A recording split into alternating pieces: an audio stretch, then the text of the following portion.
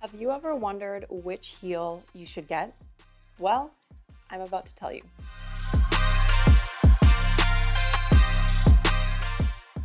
Hey guys, I'm Kiana. I'm a pole dancer, performer, instructor, and founder of FemBody. And I'm going to talk to you guys about what type of pole heel you should start your journey with. As an instructor who teaches a lot of beginner pole dancers, I get asked all the time what type of shoe they should be starting with. And so I thought I would make a video about it so that you can see all of the different types of shoes that you can get, including different styles, different levels of support, and little things that I wish I knew when I was making my first choice in heels. So let's get into it. First things first, boots or sandals? Well, it really depends on what level of support you want. Usually boots are the first recommended type of shoe that you want to get because they offer more ankle support in comparison to sandals, because with sandals, as you can see, all you really have is that one strap around your ankle, whereas with boots, you have a lot more material for support. The other thing that you want to consider is the height of your shoe, the height of the platform. And I know that when you're getting your first pair of shoes, it can feel very intimidating because obviously pole heels are a lot higher off the ground than your normal going out heel. But something that I always say to students is that pole heels are actually so much more comfortable than your regular going out shoe because these shoes are made for you to dance in and therefore actually offer more comfort and more stability. Does it still take a little bit of training to build up the ankle support in these shoes? For sure. But I often wear pole heels going out in my personal day-to-day life as well because they're just so much more comfortable. If you can see, let's see if I can focus in on this, but it's a cushioned bottom. So already so much more comfortable. But aside from that, getting back to the platform height. So these are 7 inches. And if you look at these are 8 inches. So side by side, you can see the height difference. And the thing about the height difference is that it makes a difference in not just look, but your technique and how you're able to dance as well as your level of stability. So this is what I mean. When it comes to technique, if I'm looking at this 7-inch shoe, this part right here is called the slope of the shoe. And on 7 inches, they are actually smaller, the slope, and that can affect certain technique-related things when it comes to dancing. Whereas if you look at this 8-inch shoe, you can see here how the slope is a little bit bigger. If we put it side by side here, you can see the difference. If we look at it from a 6-inch shoe to an 8-inch, you'll be able to see the difference even more. So you can see how with the 6-inch here, the slope is not nearly as steep as the 8-inch. So that is something to consider, and this is also why I recommend to students that you get 8 inches right away. I know sometimes 7 inches is the recommended height to start with, and there's nothing wrong with that.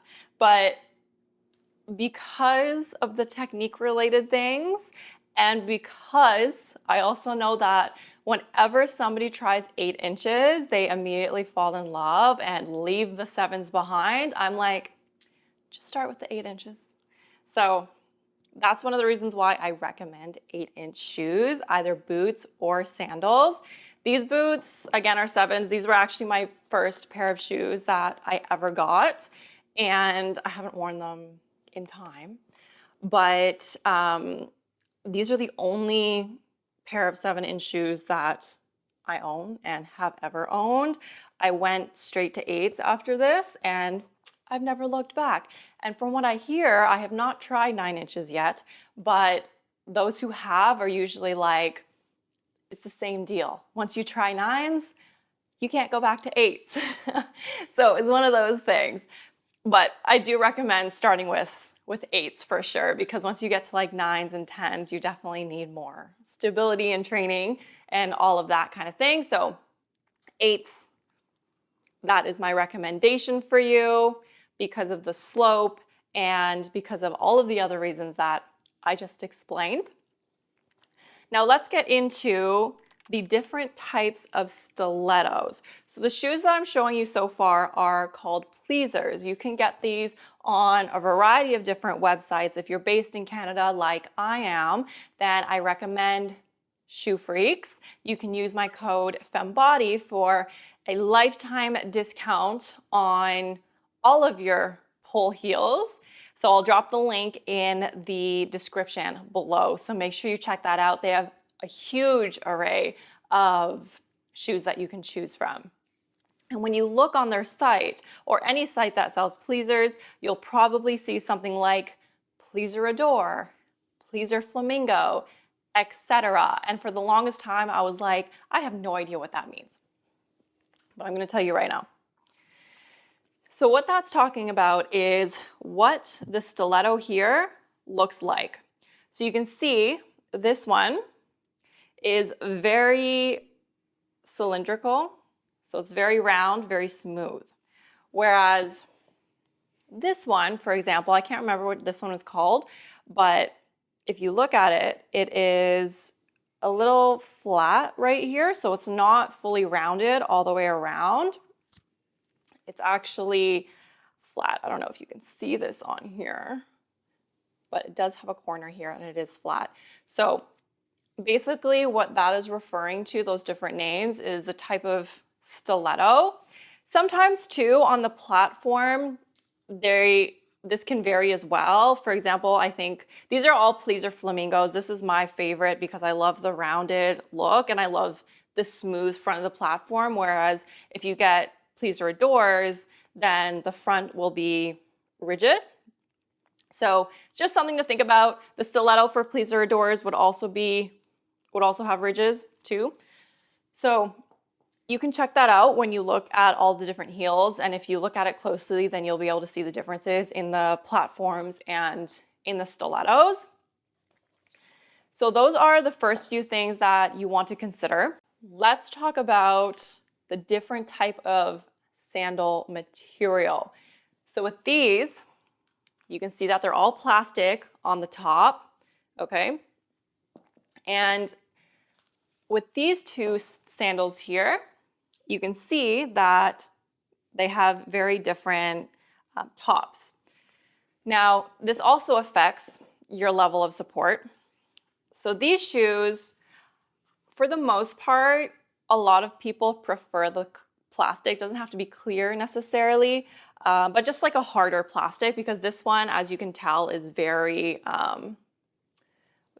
pliable. Because it's thinner at the top, sometimes toes will slip out, and that's not ideal, especially if you're performing. And then these ones, just less support in general. You can totally still dance with them. I just don't recommend them being your first heel.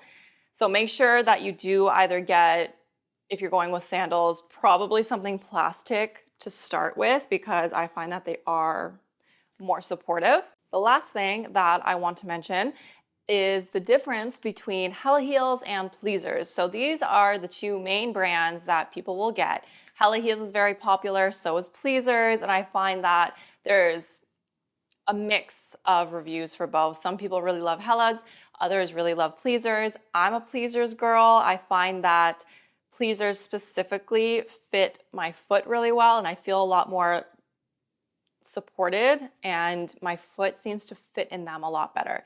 Sometimes with Hella Heels, my foot feels a little bit more loose in the shoe, but it really just depends on your personal preference.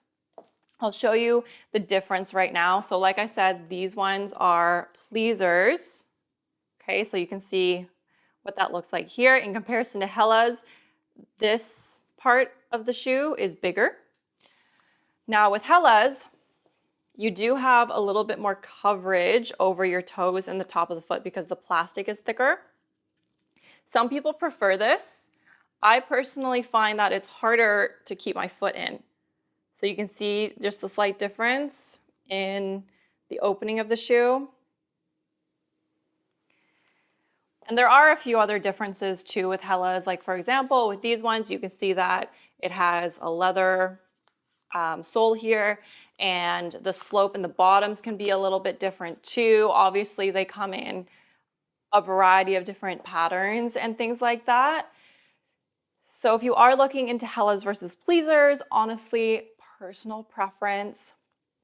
You'll have to test it out and see what works for you. But those are my tips and tricks for choosing your first pair of pole heels. I know that it can be so hard to choose from, especially when you're looking through the website and there's just so many different patterns and things like that. But yeah, I hope these tips were helpful, and I can't wait to see you in your first pair of heels. If you'd like to learn from me once you get your new pair of heels, then you can join me on FemBody Studio, which is my virtual app. You can sign up for a free 7-day trial on any membership at fembodystudio.com. You can check out the link in the description below. It comes with access to the entire library of choreographies, programs, tutorials, as well as my signature month-long immersive series where you'll be able to experience live classes with myself, guest instructors, and it includes a bunch of other things as well to help you dive deeper into your journey. I can't wait to see you on there.